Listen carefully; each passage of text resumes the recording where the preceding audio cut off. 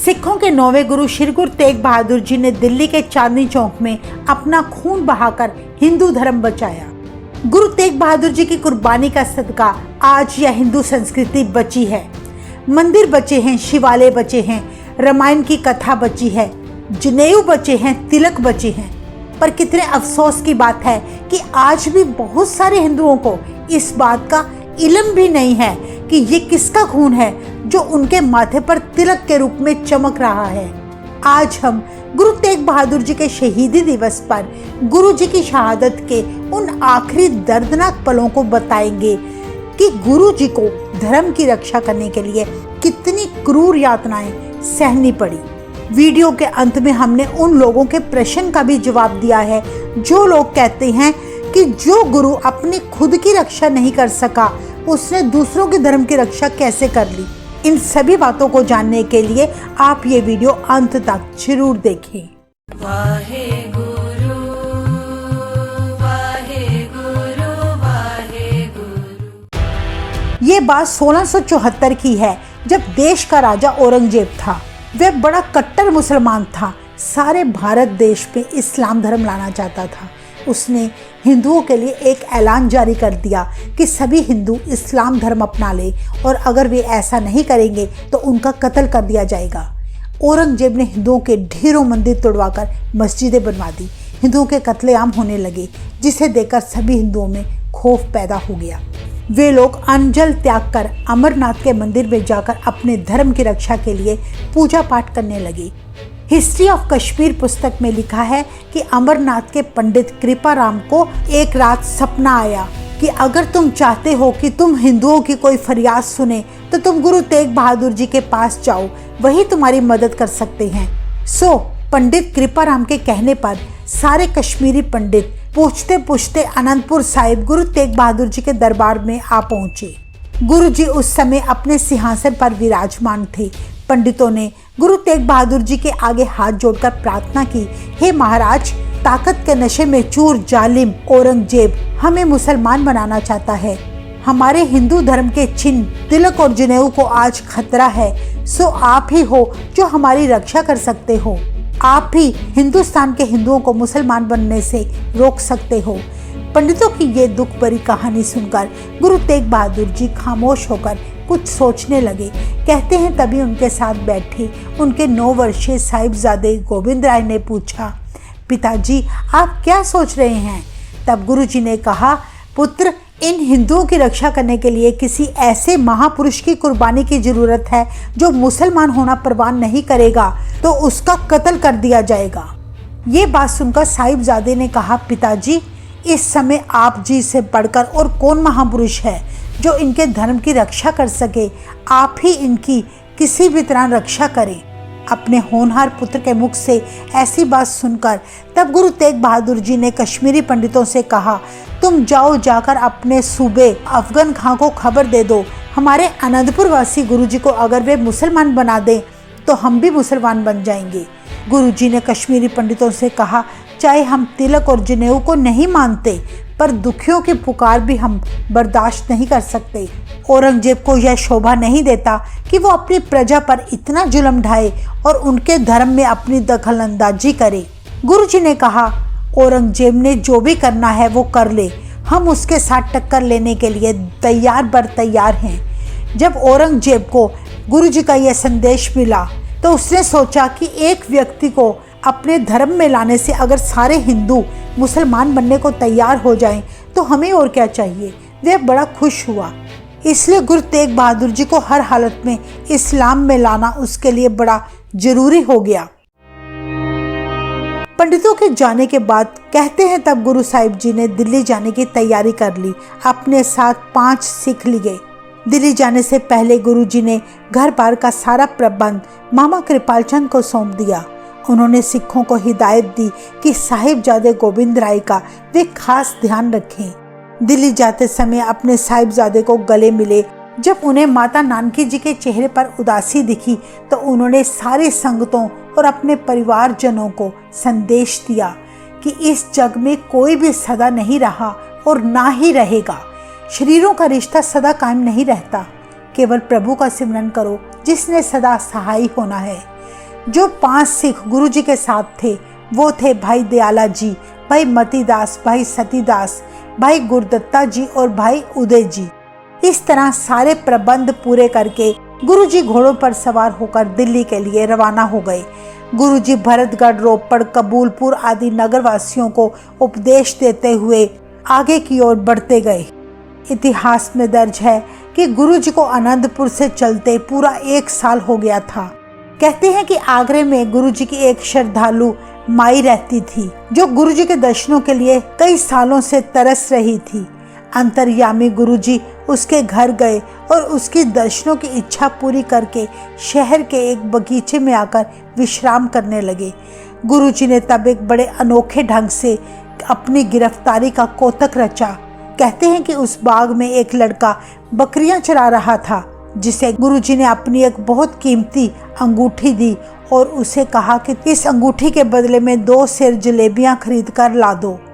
कहते हैं जब वह लड़का कीमती अंगूठी देकर जलेबियां लेने गया, तब दुकानदार को कीमती अंगूठी देखकर उस बच्चे पर शक हुआ कि ये बच्चा जरूर कोई चोर है।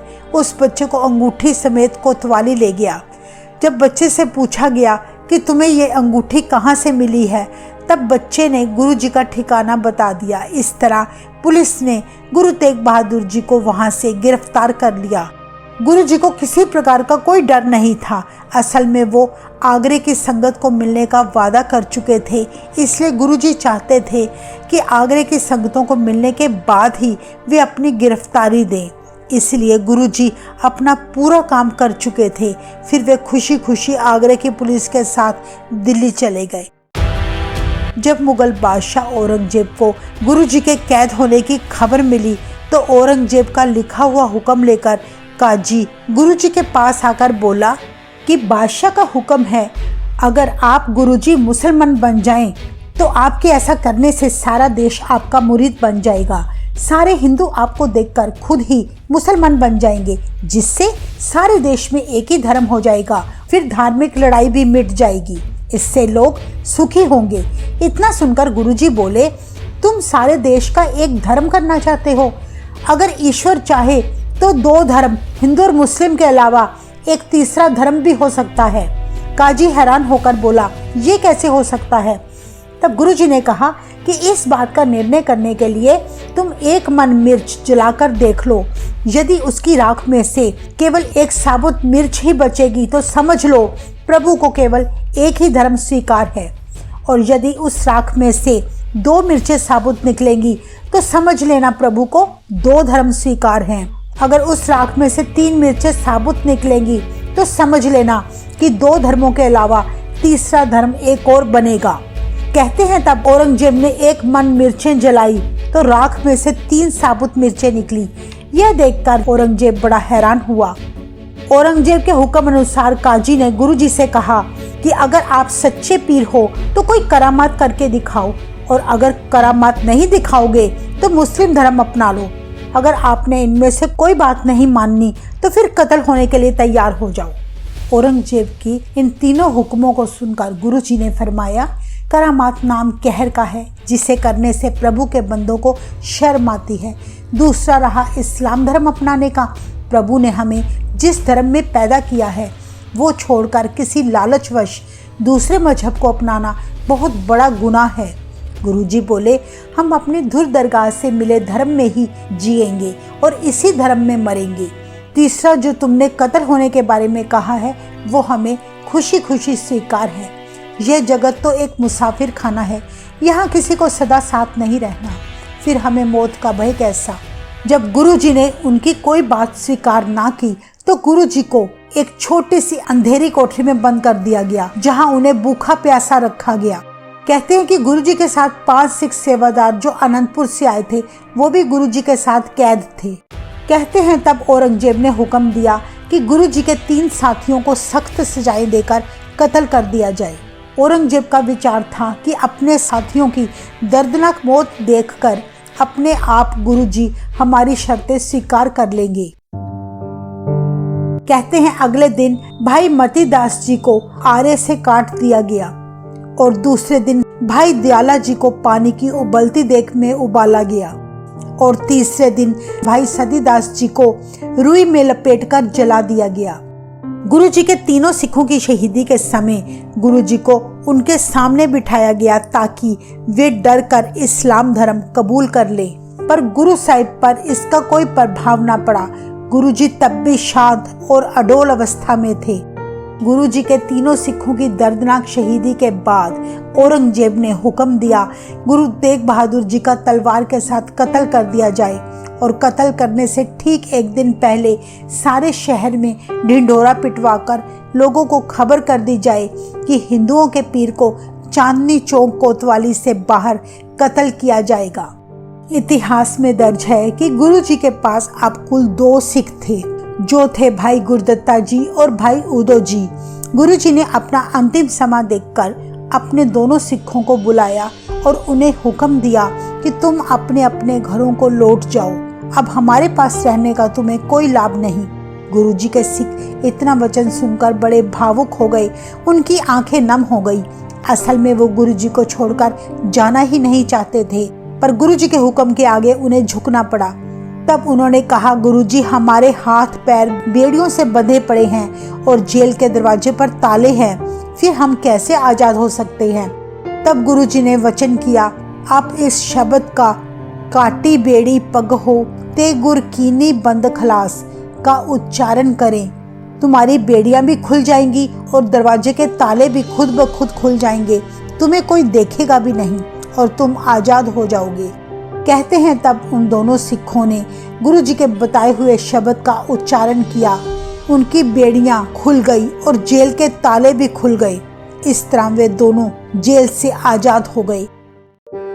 कहा जाता है तब गुरु जी ने अपनी मस्ती में एक श्लोक पढ़ा, संग सखा सब तज गए को न निभो साथ, कहो नानक एह विपत में टेक एक रघुनाथ। इतिहास में दर्ज है कि दिल्ली की चांदनी चौक की जेल में अपने परिवार से अलग अकेलेपन को महसूस करते हुए गुरु जी ने प्रभु की भक्ति करते हुए 57 श्लोक लिखे थे। कहते हैं श्री गुरु गोबिंद सिंह जी ने बाद में श्री गुरु ग्रंथ साहिब जी की रचना करते हुए इन 57 श्लोकों को श्लोक महला 9वां के नाम से दर्ज किया था।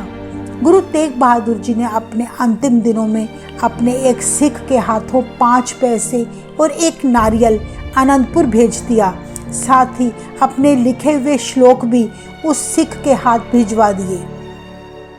11 नवंबर 1675 वाले दिन चांदनी चौक कोतवाली से बाहर गुरु जी की इच्छा अनुसार उन्हें स्नान करवाया गया।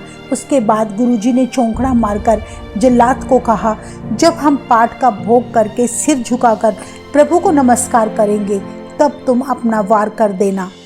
पाठ का भोग करके जब गुरु जी ने शीश झुकाया तो जल्लाद जलालुद्दीन ने तलवार के एक जोरदार वार से गुरु तेग बहादुर जी का शीश धड़ से अलग कर दिया। यह दर्दनाक मंजर देखकर हर तरफ हाहाकार मच गई। एक भयानक तूफान उठा और काली अंधेरी चल पड़ी। सूरज को भी तूफान ने अपनी लपेट में ले लिया। दिन में ही अंधेरा छा गया। मुगलों ने लोगों में ऐसी दहशत फैला रखी थी कि कोई भी गुरु जी का पार्थिव शरीर उठाने के लिए आगे न बढ़ा। भाई उदय, भाई जैता और भाई गुरदत्ता जी उस समय लोगों की भीड़ में शामिल थे। वो भी गुरु जी को शहीद होता देख रहे थे। गुरु जी का शीश और धड़ धरती पर पड़ा था। ये दृश्य गुरु के प्यारे सिखों से ना देखा गया। उन्होंने पुलिस के सख्त पहरे की भी परवाह न की और अंधेरे और बारिश का फायदा उठाकर भाई जैता ने भाई उदय को इशारा किया और पलक झपकने के समय में ही वो गुरु जी के शीश को उठाकर भाग निकले। भाई उदय चंद एक चादर लेकर भाई जैता जी के पीछे हो गए और लोगों की भीड़ से हटकर उन्होंने गुरु जी के शीश को चादर में लपेटा और वे दोनों आनंदपुर साहिब की तरफ दौड़ गए। जब तक सिपाहियों को कुछ पता लगता वो दिल्ली की सरहद पार कर चुके थे। रात दिन एक करके 5 दिनों में भाई जैता आनंदपुर साहिब पहुंचे। भाई जैता जी ने गुरु तेग बहादुर जी का शीश उनके 9 वर्षीय पुत्र गोबिंद सिंह जी की झोली में डाल दिया। भाई जैता जी की दिलेरी देखकर गुरु गोबिंद सिंह जी बड़े प्रसन्न हुए। उन्होंने तब उन्हें अपने गले से लगाकर वर दिया, रंग रेटा गुरु का बेटा। फिर उन्होंने मर्यादा अनुसार चंदन की चिता तैयार की और बड़े सत्कार सहित और दुखी हृदय से गुरु जी के पावन शीश का संस्कार कर दिया। कहते हैं जब भाई जैता जी चांदनी चौक से गुरु जी का पावन शीश उठाकर लाए थे तो गुरु जी का धड़ उधर ही पड़ा था। उसी तूफान और अंधेरी में भाई लक्खी शाह बंजारा, जो कि एक शाही ठेकेदार था, किले में सामान रखकर अपने घर को जा रहा था। उसने जब गुरु जी का धड़ जमीन पर पड़ा देखा तो अपने पुत्रों की सहायता से उनका धड़ उठाकर अपने घर ले आया। मुगलों को शक न हो सके उसने अपने घर को ही आग लगा दी। इस तरह गुरु जी के धड़ का संस्कार किया गया।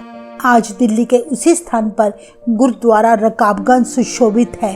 चांदनी चौक के जिस स्थान पर गुरु जी को शहीद किया गया था वहां आजकल गुरुद्वारा शीशगंज सुशोभित है। आनंदपुर का वह स्थान जहां गुरु जी के शीश का संस्कार किया गया था वहां भी शीशगंज के नाम से बहुत सुंदर गुरुद्वारा सुशोभित है। इस तरह गुरु तेग बहादुर जी ने हिंदू धर्म की रक्षा करते हुए अपना आप न्योछावर कर दिया। अगर आपको जानना है कि कैसे भाई जैता जी गुरु जी के शीश के साथ 5 दिन ढेरों कष्ट सहन करते हुए दिल्ली से अनंतपुर पहुंचे तो आप ऊपर दिए गए आई बटन को क्लिक करें। अक्सर गुरु तेग बहादुर जी की शहीदी की गाथा सुनने के बाद कुछ लोगों ने हमें कमेंट किया कि सिख गुरु अपनी रक्षा तो कर नहीं सके, क्या वे इतने कमजोर थे? उन्होंने मुगलों के आगे अपने आप को सरेंडर क्यों किया? हम उन लोगों को बताना चाहते हैं कि जब 5वें गुरु अर्जन देव जी की शहीदी हुई थी तो उनके पुत्र ने यह देखकर मीरी पीरी की 2 तलवारें धारण करके एक नई नीति अपनाई। उन्होंने सिखों की फौज बना ली। उसी प्रकार जब गुरु तेग बहादुर जी की शहीदी हुई तो सिख धर्म कमजोर नहीं बल्कि और भी ज्यादा मजबूत हो गया। गुरु तेग बहादुर जी की शहीदी के बाद धर्म की खातिर हंसते हंसते शहीद हो जाना गुरु के प्यारे सिखों की परंपरा बन गई। 10वें गुरु गोबिंद सिंह जी ने अपने पिता की शहादत को देखते हुए खालसा पंथ की स्थापना की। अपना सारा परिवार धर्म की रक्षा खातिर हंसते हंसते लुटा दिया और वचन किया था कि इन पुत्रन पे शीस पर वार दिए सुतचार, 4 मुए तो क्या हुआ जीवत कई हजार। गुरु जी की शहादत के बाद हिंदुओं में नई जागृति पैदा हुई, उनमें नया जोश पैदा हुआ, जिसका परिणाम ये हुआ कि सारे भारत को इस्लाम बनाने का औरंगजेब का सपना चकनाचूर हो गया और हिंदू धर्म सुरक्षित हो गया। गुरु तेग बहादुर जी की दर्दनाक शहादत ने पूरे देश को हिलाकर रख दिया था। सिखों में क्रोध और बदले की भावना दौड़ उठी, जिसके चलते सिखों ने मुगलों के शासन का अंत कर दिया। लोगों के मन में अपने सतगुरुओं के प्रति श्रद्धा बढ़ने लगी। सिख धर्म इतना लोकप्रिय हो गया कि लाखों लोग सिख धर्म अपनाने लगे। गुरु गोबिंद सिंह जी ने अपने सिखों को अमृत पान करा के शूरवीर कौम बना दी।